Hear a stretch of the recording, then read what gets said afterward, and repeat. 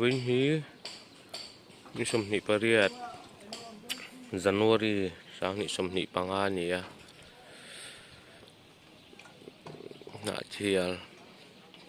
Peniel veng atangin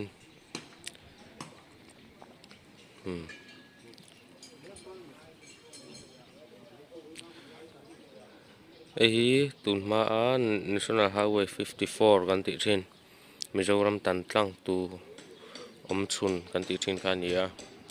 tuna hian National Highway 54 hi pai ani chiam ka hra chiang lawa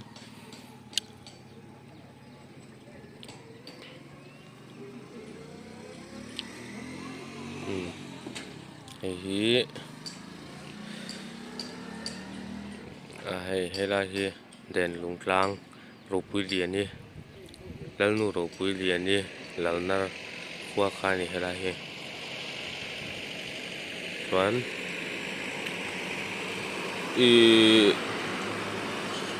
apo de chu ka khua hi he sa chon leite oma chon helam kan ma zona hian lunglei kha oma Hnahthial Peniel veng mong lam kan ni a tian kan la kol ve mai mai hi kan in atangin a view hi anuam ve khop mai kan in hi hei lama khen khi ma hian dal zo tlang a oma khua hi a pot chu a chu man chon engma hi a hmu fi tak tak theila helam hi chim helam hi helma hin mar thang khi lama chak